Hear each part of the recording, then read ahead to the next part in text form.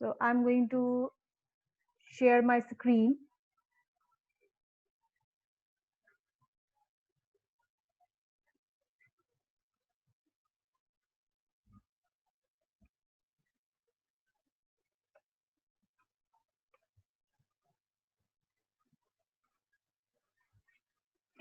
ठीक है बेटा जी, सबसे पहले हमने क्या किया था, रेंज फंक्शन। लास्ट टाइम हम क्या करके हटे थे, रेंज फंक्शन किया था, जिसके मैंने आपको क्वेश्चंस पूछे थे और हमारा एंड हुआ था इसमें।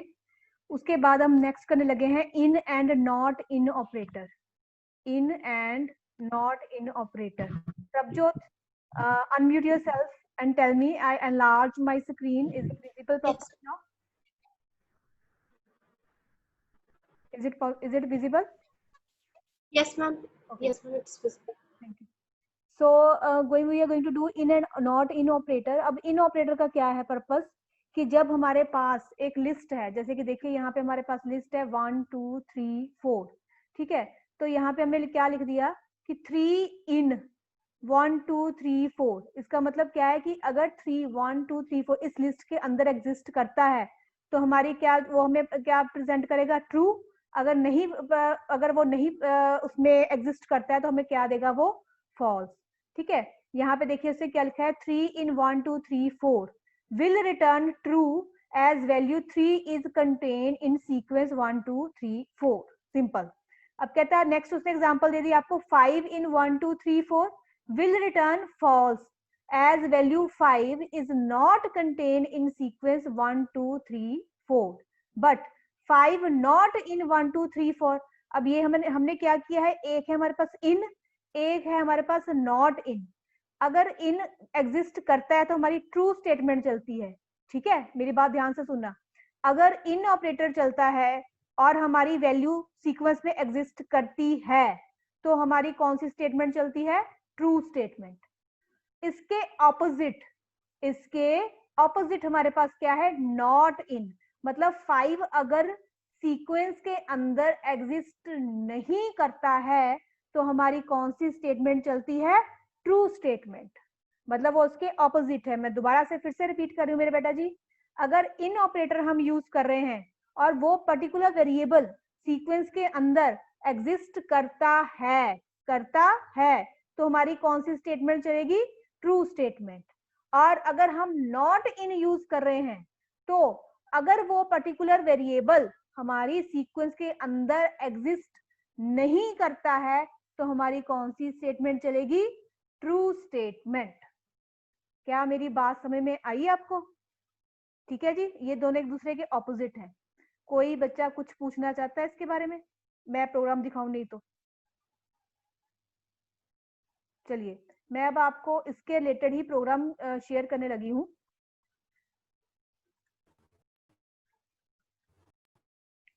प्रोग्राम्स के लिए देखिए,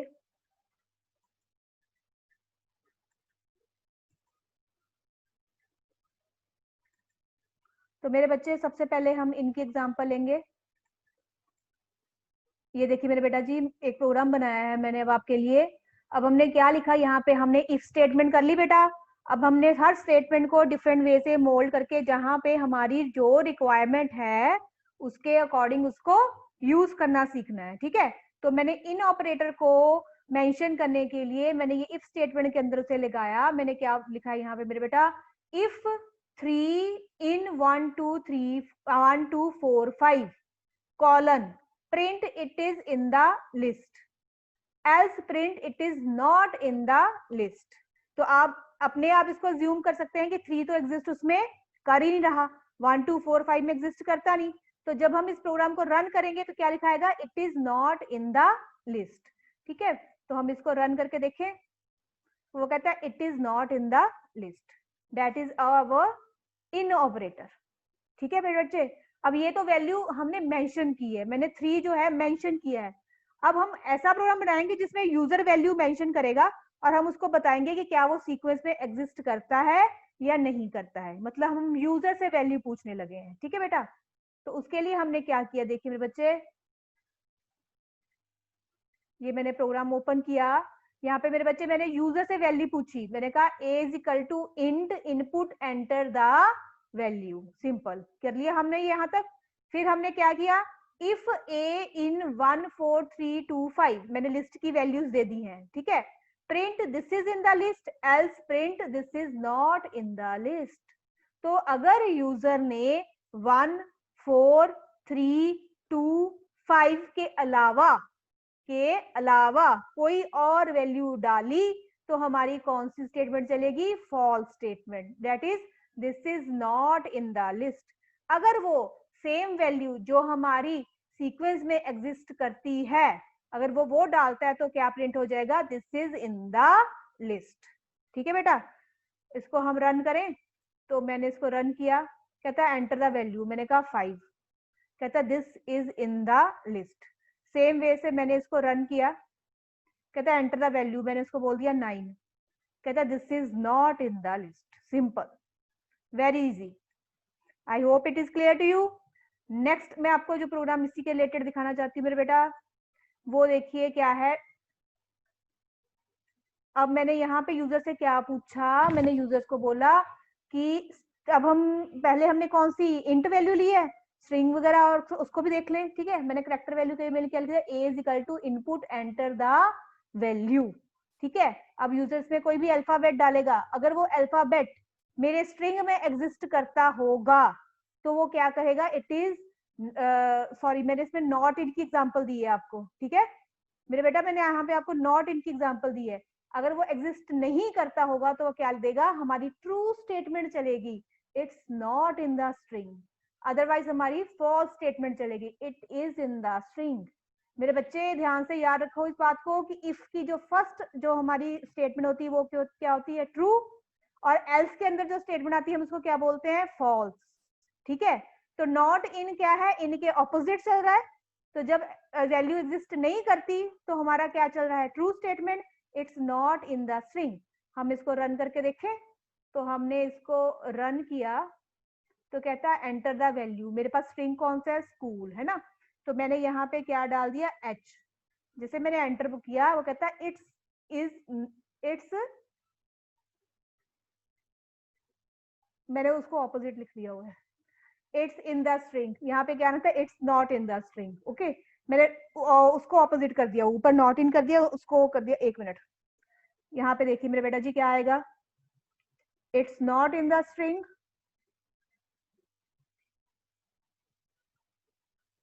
if a not in school, print it's not in the string.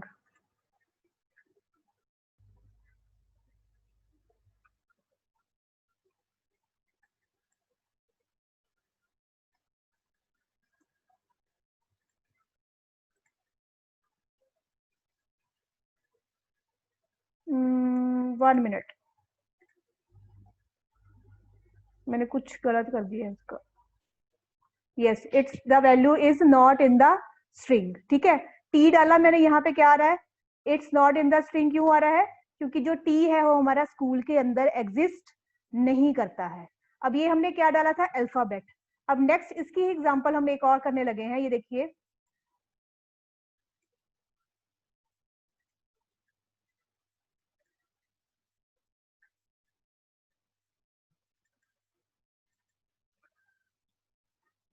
चलिए यहाँ पे नेक्स्ट हमारे पास है इसके रिलेटेड। हाँ जी, ये देखिए, अब नेक्स्ट इसने एग्जांपल दी है कि यहाँ पे दी है consider following code, a in trade will return true as a is contained in the sequence, ash in thrash will also return true for the same reason. अगर सेम जो अल्फाबेट आप डाल रहे हैं आपके स्ट्रिंग में एग्जिस्ट करते हैं तो आपका क्या चल रहा है? ट्रू। अब इसी तरह से हम यूजर से पूछने लगे हैं, एक प्रोग्राम को देखिए, नोट कीजिए यहाँ पे, line is equal to input enter a line. ठीक है, हमने यूजर को बोला कि एक लाइन एंटर करें, और स्ट्रिंग में हमने क्या कर दिया? Input enter a string. Line क्या हो जाएगी? This is my school. ये क्या हो गई हमारी? लाइन। और स्ट्रिंग क्या हो जाएगा? School. Is it clear? Line क्या हो जाएगी? दिस इज माई स्कूल, मतलब पूरी की पूरी ये क्या है? आपकी लाइन। और अगर मैं स्ट्रिंग की बात करूं तो क्या, अगर मैं लिखूं स्कूल तो वो क्या हो जाएगा? हमारा स्ट्रिंग। ठीक है, तो हमने क्या लिखा यहाँ पे? लाइन यूजर से एंटर करवा ली, स्ट्रिंग यूजर से एंटर करवा लिया, तो हमने यहाँ क्या लिखा? If string in line, string in line, print string is a part of line, else string is not contained in the line.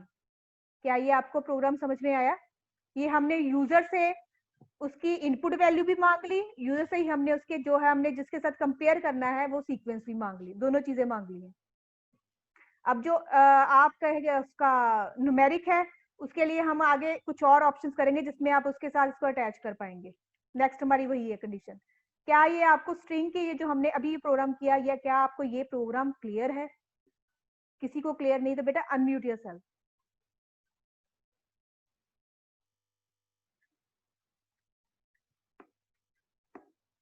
Is it clear to everyone? आगे चले फिर। मैम। हाँ जी बेटा। मैम एक बार प्लीज रिपीट कर दो। कौन सा टॉपिक बेटा? मैम जो आपने लाइन और स्ट्रिंग के बारे में बताया है। दोबारा बोल देती हूँ। सबसे पहले हमने क्या किया है, इन ऑपरेटर। इन ऑपरेटर क्या करता है, ये फाइंड आउट करता है कि सीक्वेंस के अंदर गिवन वैल्यू एग्जिस्ट करती है या नहीं करती है। अगर एग्जिस्ट करती है तो हमारा ट्रू स्टेटमेंट चलती है, नहीं तो हमारी फॉल्स स्टेटमेंट चलती है। नॉट इन क्या करता है, अगर वो हमारी वैल्यू एग्जिस्ट नहीं करती है, नॉट इन नहीं एग्जिस्ट करती है, हिंदी में कन्वर्ट करके देख लो भाई इसको, नॉट इन नहीं है उसके अंदर, तो हमारी ट्रू स्टेटमेंट चलती है, नहीं तो हमारी फॉल्स स्टेटमेंट चलती है। अब हमने अभी इनपुट की वैल्यू की कि मैंने यूजर से वैल्यू पूछी कि तू वैल्यू बता, यूजर ने मुझे वैल्यू बताई, मैंने ए वेरिएबल के अंदर डाल के उसका अपनी सीक्वेंस के साथ कंपैरिजन करके ट्रू और फॉल्स की स्टेटमेंट्स को चलाया। सेम उसी तरह से हमने क्या किया, करेक्टर इंसर्ट करवाया और उसको हमने उसके साथ मैच किया, किसके साथ, स्कूल नाम के स्ट्रिंग के साथ। और अगर वो करेक्टर जो है प्रॉपर जो पर्टिकुलर अल्फाबेट है अगर एग्जिस्ट करता है तो ट्रू स्टेटमेंट, नहीं करता है तो फॉल्स स्टेटमेंट। नॉट इन में हमारा ऑपोजिट हो जाएगा। ठीक है जी। नेक्स्ट हमने अभी क्या किया है, नेक्स्ट हमने जो अभी ये प्रोग्राम किया है इसमें हमने क्या किया, यूजर से एक लाइन पूछी। फॉर एग्जाम्पल मैं आपको दे रही हूँ, दिस इज माई स्कूल, मेरी है ये लाइन। ठीक है, मैं यूजर हूँ, मेरे पास ये प्रोग्राम है, मैंने एज ए यूजर क्या डाल दिया, दिस इज माई स्कूल। उसने कहता स्ट्रिंग भी बता, पहले मुझे प्रोग्रामर ने लाइन पूछी, उसके बाद मुझे कहा कि स्ट्रिंग भी बता, तो मैंने स्ट्रिंग डाल दिया SCHOOL स्कूल। मैंने क्या स्ट्रिंग डाल दिया, SCHOOL स्कूल। तो कहता है कि इफ स्ट्रिंग इन लाइन, अब स्कूल अगर लाइन में एग्जिस्ट करता है तो क्या प्रिंट कर देगा वो, स्ट्रिंग। मतलब स्ट्रिंग यहाँ पे क्या लिखा आ जाएगा, school is a part of this is my school. Else print क्या कर देगा, स्कूल अगर नहीं तो अगर है ही वो ट्रू है तो ट्रू ही चलेगा ना, फॉल्स तब चलेगा जब मैंने स्कूल ही डाला, सपोज मैंने वहां पे डाल दिया जलंधर, तो क्या लिखाएगा, Jalandhar is not contain in this is my school. हाँ जी बेटा जी, किसकी प्रॉब्लम थी, नाम बताइए अपना।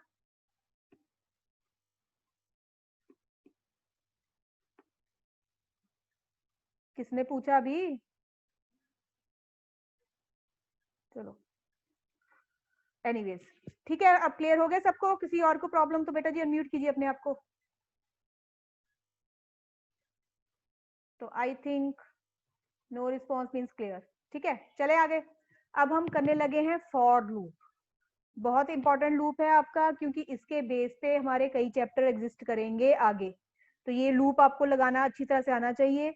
हम इसके नियर अबाउट 30 to 40 प्रोग्राम्स ही बनाएंगे। ठीक है, आज मैं आपको एक असाइनमेंट समझा के जाऊंगी एंड में। तो फॉर लूप में देखिए हमारा क्या है, इसके सिंटेक्स को ध्यान रखना है आपने। फॉर वेरिएबल इन सीक्वेंस, ठीक है, स्टेटमेंट टू रिपीट। जैसे कि मेरे बेटा इफ के अंदर हमारी स्टेटमेंट उस इफ के साथ रिलेटेड थी। अब जहां पे जो लिखा ना स्टेटमेंट टू रिपीट, तो मेरे बच्चे ये स्टेटमेंट जो होगी वो रिपीट होगी कितने टाइम, जब तक कि मेरा फॉर लूप चलेगा तब तक वो स्टेटमेंट रन होगी। And second very important thing, indentation matters a lot in it. आपकी इंडेंटेशन डिसाइड करेगी कि कौन कौन सी स्टेटमेंट फॉर लूप के अंदर आ रही है। आपकी इंडेंटेशन डिसाइड करती है कि कौन कौन सी स्टेटमेंट, प्रोग्राम की कौन कौन सी स्टेटमेंट फॉर लूप के अंदर आ रही है। अगर आपने इंडेंटेशन गलत दी तो वो स्टेटमेंट आपके लूप के अंदर एग्जिस्ट नहीं करेगी। सेकंड पॉइंट, आपको पूछे जाएंगे फाइंड आउट द आउटपुट, उसमें आपको कंफ्यूज करने के लिए इंडेंटेशन को चेंज किया जाएगा। अगर आपने उस स्टेटमेंट को लूप में चला दिया तो आपका आंसर गलत कंसीडर होगा। ठीक है जी, तो हम इसको ध्यान से देखने लगे हैं ये कैसे काम करता है। फॉर वेरिएबल इन सीक्वेंस, ठीक है, तो उसने छोटी सी नीचे एक एग्जांपल भी आपको दे दी, कहता फॉर ए इन 147। ए क्या है मेरे बेटा जी? वेरिएबल, जिसमें हम यूजर से पूछेंगे वैल्यू। 147 क्या है? मेरी सीक्वेंस। आगे उसकी इंडेंटेशन चेक कीजिए, प्रिंट ए मल्टीप्लाई ए। दो स्टेटमेंट उसे जानबूझ के दिए हैं दिखाने के लिए कि इन दोनों की इंडेंटेशन सेम है, ये फॉर लूप के अंदर एग्जिस्ट कर रही है।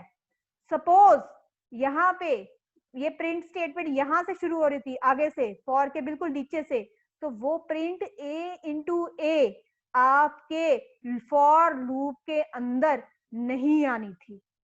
Is it clear? मेरी बात यहाँ पे आपको समझ आनी बहुत जरूरी है। अब हम इस प्रोग्राम की नेक्स्ट रनिंग देखते हैं कि ये क्या कर रहा है। इसको पूरे प्रॉपर से लूप दिखाए हुए हैं। तो नेक्स्ट मैं खोलने लगी हूँ इसकी।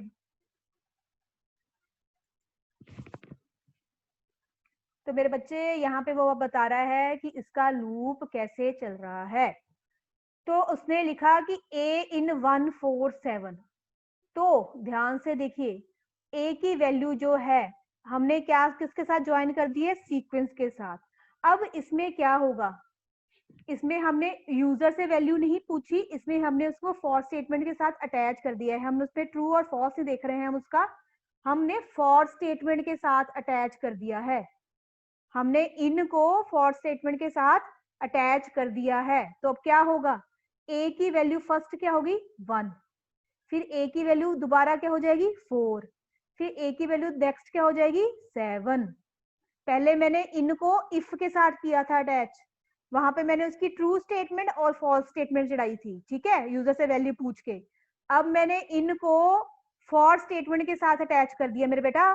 तो अब क्या करेगा वो? ए में क्या डालेगा? पहले सीक्वेंस की फर्स्ट वैल्यू, फिर सीक्वेंस की सेकंड वैल्यू, फिर सीक्वेंस की थर्ड वैल्यू। ठीक है मेरे बेटा। तो सबसे पहले उसने रन किया, प्रोग्राम रन हुआ, तो कहता ए इन 147, 1 गया ए के अंदर, तो क्या प्रिंट कर देगा? प्रिंट 1। आगे क्या है? Print A into A, 1 into 1 that is also 1। ठीक है मेरे बेटा। उसके बाद ए के अंदर क्या चला गया? 4। ए के अंदर क्या चला गया? 4। 4 के साथ हमने क्या किया? Same, print 4। और उसके बाद क्या कर दिया? Print 4 into 4। पहले क्या है? 4, 4 इंटू 4 16। अब ए के अंदर लास्ट हमारी सीक्वेंस का वेरिएबल कौन वैल्यू क्या बची है? 7। 7 चला गया ए के अंदर। अब उसने क्या कर दिया? प्रिंट 7। और उसके बाद क्या कर दिया? Print 7 into 7 that is 49। तो मेरे बेटा जी ये आपका आउटपुट एंड में देखिए लिखा आ गया 1 1 4 16 7 49। प्रिंट ए इंटू ए, प्रिंट ए इंटू ए, प्रिंट ए इंटू ए। क्या ये छोटा सा प्रोग्राम, सिर्फ ये छोटा सा प्रोग्राम मेरे बच्चों को समझ में आ गया? किसी को कोई डाउट प्लीज बताइए।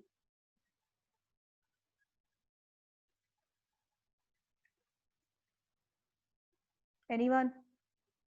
Excuse me ma'am. Yes. Ma'am अगर जो आउटपुट में 1 1 है, अगर हमने उसे एक ही लाइन में प्रिंट करना हो तो क्या हम स्टेटमेंट लगा सकते हैं? ये भी क्वेरी अभी सॉल्व की जाएगी आपकी अभी। यहाँ तक समझ में आ गया मेरे बच्चों को? चलिए अब हमारे Yes. पास क्वेरी आई है, हम उसको सुलझाएंगे। तो देखिए हम उसका प्रोग्राम देखते हैं। ठीक है जी।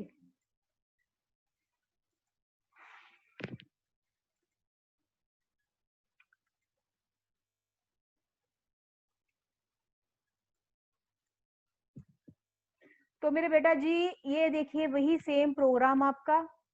मुझे उनका आउटपुट पसंद नहीं आया क्योंकि एक वो 1 लिख रहे हैं, फिर 1 लिख रहे हैं, फिर ये लिख रहे हैं, वो लिख रहे हैं, राइट। तो हम उसको थोड़ा सा और सोफिस्टिकेटेड वे से रन करके दिखाते हैं। हमने देखिए क्या कर दिया, 1 नेक्स्ट का 1 4 16 7 49, राइट।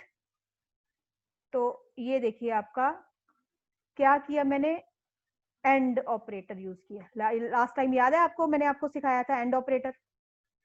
ठीक है मेरे बेटा, this is the another use of and. Yes, ma'am. आगे एक और चीज मैं आपको भी सिखाऊंगी इसके बारे में। यहाँ तक समझ में आया मेरे बेटा को? क्लियर हो गया सबको? कोई प्रॉब्लम? चलिए नेक्स्ट हम करना शुरू करें। म्यूट कर लीजिए बेटा जी अगर कोई बात नहीं करनी है तो। नेक्स्ट अब हम करने लगे हैं अपना नेक्स्ट अपना टॉपिक, साथ में इसके साथ रिलेटेड।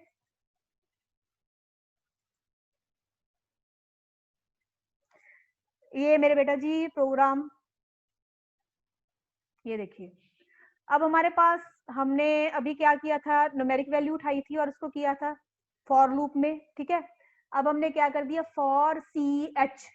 सी एच क्या है, मेरे वेरिएबल का नाम। जैसे मैंने पहले ए लिया था, अब ये सी एच है, ठीक है।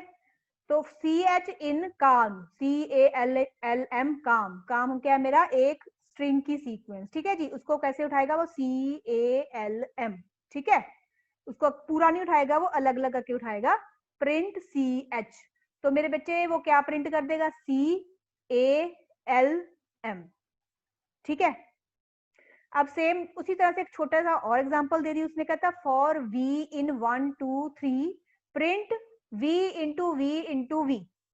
तो मेरे बच्चे V की फर्स्ट वैल्यू क्या हो गई, 1, 1 into 1 into 1 1, 2 into 2 into 2 8, 3 into 3 into 3 आपका, हाँ 81, गलती है 81, 27. चलो यहाँ पे हमारे पास बुक का मिस्टेक भी आ गई है कब सामने। तो यहाँ पे हमारे क्या आनी चाहिए, उल्टी हमारी वैल्यू, गलत वैल्यू लिखी हुई है। तो यहाँ पे हर वैल्यू को वो मल्टीप्लाई करके क्या कर देगा, प्रिंट, ठीक है जी। आपकी बुक में बहुत सारे एरर हैं, ऐसे क्वेश्चन में भी एरर्स हैं। नेक्स्ट हमारे पास अब वेरी इंपॉर्टेंट थिंग, ये तो हमारा सिंपल क्राइटेरिया हो गया, हमने इन ऑपरेटर अपने उसमें फॉर लूप में अटैच किया था। पर अगर हम चले जाएं लॉन्ग वैल्यूज की तरफ, तो हमारी बात इसमें हमारी दाल नहीं गलनी। क्यों? अगर मैं कह दूं 100 वेरिएबल्स लगाओ, तो क्या आप 100 वेरिएबल्स की सीक्वेंस बनाने बैठोगे? नहीं, हम वो काम नहीं करेंगे। हमने एक रेंज फंक्शन किया था लास्ट टाइम, तो आज आपको उसका पर्पस समझ में आने लगा है। हमने रेंज को फॉर के साथ अटैच कर देना है आज, ठीक है। तो मेरे बच्चे ध्यान से देखिए, हमने क्या किया, फॉर VAL क्या है मेरे बेटा, वेरिएबल नेम। IN इन क्या है, ऑपरेटर।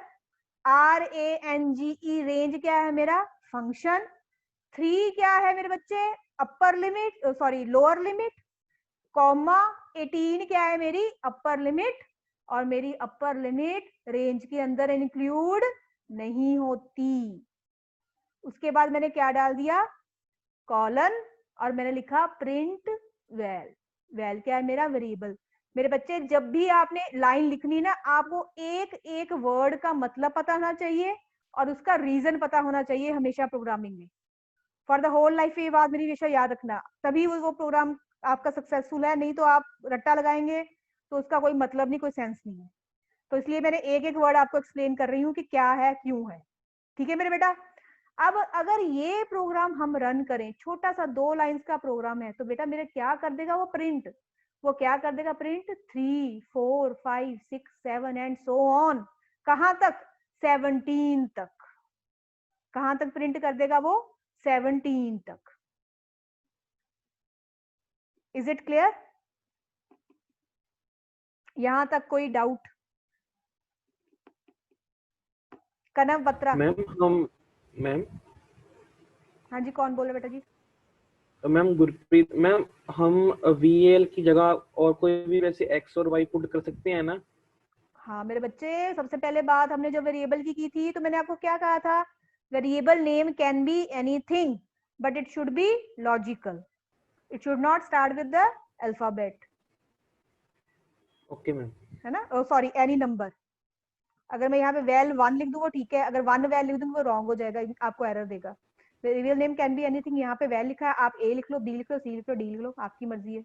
पर हमेशा लॉजिकल लिखो, क्योंकि जब हम प्रोग्राम की लेंथ हमारी इंक्रीज होने लग जाती है, तो हमें पता होना चाहिए कि ये वेरिएबल हम किस चीज के लिए यूज कर रहे हैं। सपोज मैं आपको एग्जांपल देती हूँ कि मैंने आपको प्रोग्राम दिया कि write a program to add marks of a student in 5 subjects. तो 5 सब्जेक्ट्स के लिए आपने इंग्लिश, हिंदी, आपने छोटी छोटी उसकी फॉर्म डाली, ENG for English, HI for Hindi, what ever, है ना। तो उससे हम जब आपको एंड में बाद में मैनिपुलेशन करनी है, आपको याद में रहेगा कि ये वेरिएबल किस काम आ रहा है। That's it. सो ना नेम शुड बी लॉजिकल। तो आई होप मेरे बच्चों को यहाँ तक क्लियर होगा। तो हम एक नेक्स्ट छोटी सी चीज आगे इसका प्रोग्राम करने लगे हैं। देखिए मेरे बेटा, वो कहता है print A table of A number से 5। कहता उसने 5 अपनी तरफ से दे दिया नंबर, ठीक है, यूजर से नहीं पूछा। तो हमने क्या किया, एक वेरिएबल लिया नम, NUM, क्या है हमारा वेरिएबल, जिसके अंदर हमने वैल्यू क्या डाल दी 5। आप यहाँ पे जैसे कि गुरप्रीत हमें पूछ रहा था, हम ABC कुछ भी लिख सकते हैं। उसके बाद हमने लिखा फॉर ए इन रेंज 1,11। मेरे बेटा 10 तक है टेबल बनाना, पर मैंने 11 क्यों लिया, क्योंकि मुझे पता है मेरी अपर लिमिट इंक्लूड नहीं होनी। तो उसके बाद प्रिंट स्टेटमेंट लिखनी सीख लीजिए अच्छी तरह से। देखिए प्रिंट नम के अराउंड कोट्स क्यों नहीं है, क्योंकि मुझे उसकी वैल्यू प्रिंट करवानी है, कॉमा एक्स, ये एक्स क्या है, आपको मल्टीप्लाई का साइन शो करने के लिए, बस यहाँ पे देखो आउटपुट के अंदर, इसका कोई पर्पस नहीं है। और उसके बाद कॉमा डाल देता है इसने सेपरेट करने के लिए। ए क्या है, मेरी रेंज को उठाने के लिए वेरिएबल, ये यहाँ पड़ा। इजिकल टू को मैंने किस में रखा, कोट के अंदर, क्योंकि मुझे एज इट इज प्रिंट करवानी है। कॉमा नम इंटू ए, बेटा मेरे नम इंटू ए में क्या आ जाएगा, जो नम की वैल्यू है और जो ए की वैल्यू है उनको मल्टीप्लाई करके वैल्यू। तो जब मेरा ये प्रोग्राम रन होगा तो मेरे को एक टेबल नजर आएगा। अब हम इसको देख भी ले एक बार, है ना। तो इसको देखने के लिए हम चलाते हैं अपना प्रोग्राम।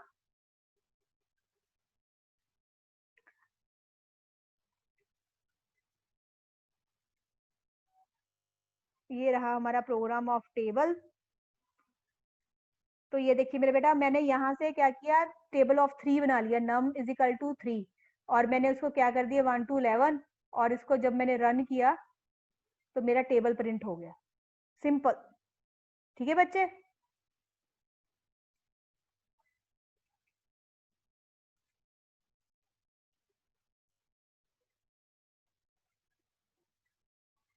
ये तो उसको रेंज को शो करने के लिए था। ये देखो खुशी, तुम कह रहे थे मुझे एक लाइन में चाहिए, ये देखो मैंने आउटपुट एक लाइन में प्रिंट करवाया हुआ उसका, ठीक है। इसके अंदर सेम वैसे ही मैंने एंड ऑपरेटर यूज कर लिया हुआ है। ऑलराइट, अगर मैं इसमें कॉमा डाल दूंगी ना, अगर मैं इसके अंदर कॉमा डाल दूंगी ना, डबल कोट्स के अंदर मैं कॉमा डाल दूंगी तो सब में कॉमा डाला हुआ आ जाएगा। ओके मैम बाय डिफॉल्ट वो नेक्स्ट लाइन में आता है फिर? बाय डिफॉल्ट नेक्स्ट लाइन में आता है, बाय डिफॉल्ट उसकी वैल्यू नेक्स्ट लाइन है, ठीक है मेरा बेटा। अब एक छोटी सी असाइनमेंट है हमारे पास, वो भी कर ले हम। एक्सक्यूज मी मैम, जो हमने वेरिएबल्स लिए हैं उनकी डेटा टाइप हमें असाइन करने की जरूरत नहीं है। डेटा टाइप जब आप इंटीजर वैल्यू ले रहे हो तो डेटा टाइप असाइन करते हो उसकी वैल्यू। अच्छा किसके अंदर है, उसके सीक्वेंस के अंदर बोल रहे हो जो? यस मैम, अगर हमने जैसे हमने वेरिएबल लिया है जिसके हमने फॉर ए अगर हमने लिया है तो ए की हमने डेटा टाइप इंट पहले असाइन करने की जरूरत नहीं है। नहीं, क्योंकि ए की वैल्यू क्या होगी, जो आपने सीक्वेंस, ए की डेटा टाइप क्या होगी जो आपने सीक्वेंस के अंदर वैल्यू रखी हुई है। ओके हेलो, क्लियर होगी बेटा? यस यस मैम, ठीक है मेरे बच्चे। चलिए अब हम नेक्स्ट करने लगे हैं मेरे बेटा इसकी असाइनमेंट, वो थोड़ी सी डिस्कस कर ले जो आपने करना है काम। मेरा काम खत्म, आपका काम शुरू। तो देखिए इसमें आपने फर्स्ट 5 प्रोग्राम्स बनाने हैं। सैटरडे तक आपने फर्स्ट 5 प्रोग्राम्स बनाने हैं। 5 बनाऊं कि 5 मुझे लगता है बन जाएंगे बड़े आराम से, उसके बाद ये आपका नेक्स्ट होमवर्क होगा, ठीक है। तो देखिए क्या है, सबसे पहले है print the table of given number. अभी आपको क्या था, आपने खुद नंबर दिया था, इस बार गिवन नंबर मतलब होता है यूजर से पूछना, यूजर आपको नंबर देगा उसका टेबल बनाना है आपने, ठीक है जी। सेकंड है आपका print even number series from the given range, ठीक है। आपने यूजर से रेंज पूछी कि कहां से कहां तक तेरी रेंज है, शुरू और एंड क्या है, उसके इन बिटवीन आपने इवन नंबर प्रिंट करवाने हैं। क्या मेरी बात समझ में आई आपको? सेम सेकंड थर्ड क्वेश्चन आपका होगा, write a program to print odd number series from the given range. आपने एक रेंज आएगी आपके सामने और वो यूजर से आपने पूछना है इसकी लोअर लिमिट क्या है, उसकी अपर लिमिट क्या है, और उस जो भी लिमिट वो जो भी आपको रेंज देगा उसके बीच में आपसे ऑड नंबर निकाल के उसको प्रिंट करवाना है। अब आप इसको स्टेप वैल्यू लगा के भी कर सकते हैं, आप इसको इफ स्टेटमेंट लगा के भी कर सकते हैं। ठीक है जी, तो दोनों तरह से करके देखिए तो बहुत अच्छा रहेगा, दोनों तरह से करके देखिए तो बहुत अच्छा रहेगा हमारा काम। ठीक है, नेक्स्ट हमारे पास है write a program to print sum of natural number from the given series. आपको यूजर सीरीज देगा, उस सीरीज के जो नेचुरल नंबर्स हैं आपने प्रिंट करवाने हैं। नेक्स्ट मेरे बेटा, आप मैं जिस सीक्वेंस में प्रोग्राम दूंगी ना, आपने हमेशा प्रोग्राम उस सीक्वेंस में करने हैं, क्योंकि इसका जो लेवल ऑफ डिफिकल्टी होती है वो मैंने वैसे सेट किया होता है। फिफ्थ प्रोग्राम आपका होगा write a program to print Fibonacci series first 20 elements. ठीक है बेटा, मैंने फर्स्ट 20 एलिमेंट्स बोला है, आपने इसको दो वे से बनाना है, एक तो 20 एलिमेंट्स, एक आपने सीरीज भी आप इसमें देख सकते हैं कि अगर आपको यूजर सीरीज दे रहा है कहां तक, एंडिंग सीरीज क्या दे रहा है। स्टार्टिंग तो चलो बाय डिफॉल्ट 0 हो गई, एंडिंग यूजर से पूछनी है कि कहां तक तुझे फिबोनाची सीरीज देखनी है। तो फिबोनाची सीरीज मेरे बेटा होती क्या है, ये क्रिएट कैसे होती है, I think non medical students को ऑलरेडी पता होगी।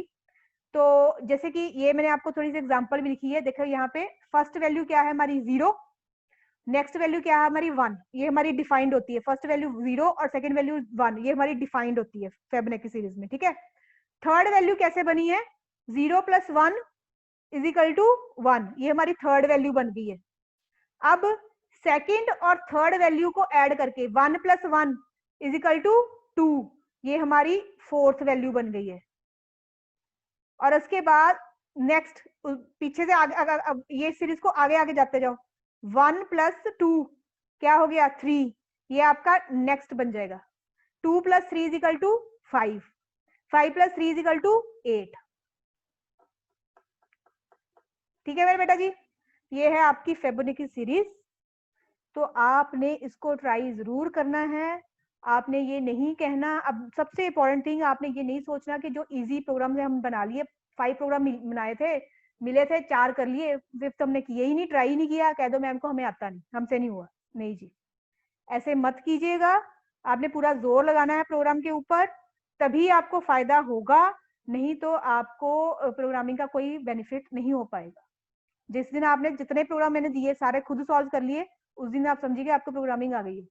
अगर आप इस चीज पे बेनिफिट लेना चाहोगे कि हमें एंड में सोल्यूशन मिल ही जाने हैं, तो कोई बात नहीं, जो इजी है बना लो, जिसपे दिमाग लगाना है उसको छोड़ दो। दिमाग लगाने वाले प्रोग्राम पे ही आपकी घिसाई होनी है और उस पे ही आपको दिमाग लगाना है, वो ही एक्चुअल में आपको बनाना है। ये आपको सिर्फ जो ऊपर दिए गए हैं ये आपको सिर्फ एक तरह से कह लीजिए आपको गो आउट करने के लिए दिया हुआ है प्रॉपर उस स्टेटमेंट को लेके।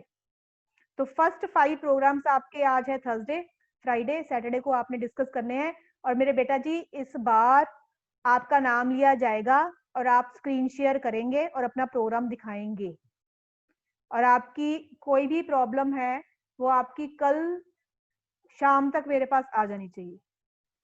ठीक है, तभी हम परसों डिस्कस कर पाएंगे ना। वैसे तो मुझे लगता है नहीं मेरे सारे बच्चे इंटेलिजेंट है, सबने करके दिखा देने प्रोग्राम, प्रॉब्लम आनी चाहिए नहीं। ठीक है, एफर्ट करने हैं सबने।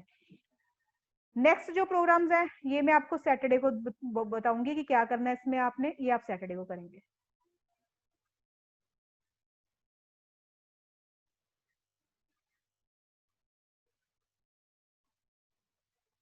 हाँ जी बेटा जी, यहाँ तक किसी को कोई प्रॉब्लम? और मैंने मैम एंड ऑपरेटर कौन सा एंड ऑपरेटर बेटा प्रिंटिंग में हम यूज करते हैं, जैसे कि मैंने लिखा end = single quote then space then single quote. तो इसका मतलब क्या है कि मैंने प्रिंटिंग में अपने वेरिएबल की प्रिंटिंग में स्पेस दे दी है। अगर मैंने लिख दूं single quote comma single quote, तो वहां पे क्या मेरे बच्चे आ जाएगा, कॉमा लिखा आ जाएगा। आपको करके दिखाऊं ये, रुकिए मैं आपके साथ भी शेयर करके स्क्रीन आपको करके दिखाती हूँ।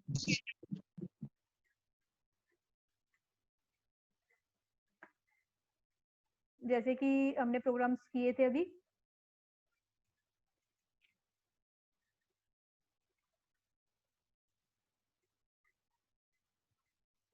जैसे कि ये है, ठीक है, इसमें ये ना मैंने स्पेस दी हुई है, केला कॉमास नहीं लगे हुए, ये देखो मैंने इसको डिलीट करके अब ये को मैंने स्पेस प्रेस किया है, फिर मैंने सिंगल कोट दिया है, तो मैंने जब इसको रन किया तो ये मुझे बीच में स्पेस दे रहा है, ठीक है। सपोज मुझे अपने प्रोग्राम में थोड़ा सा I am gonna do some decoration of my program, मैंने क्या लगा दिया, एस्ट्रिक का साइन, ठीक है। आपको कई बार आता है कि इस तरह का आउटपुट डिस्प्ले करो, उसमें एस्ट्रिक के साइंस होते हैं, हैश डाला होता है, कई बार वो ऐसे आउटपुट दिए होते हैं कि आउटपुट में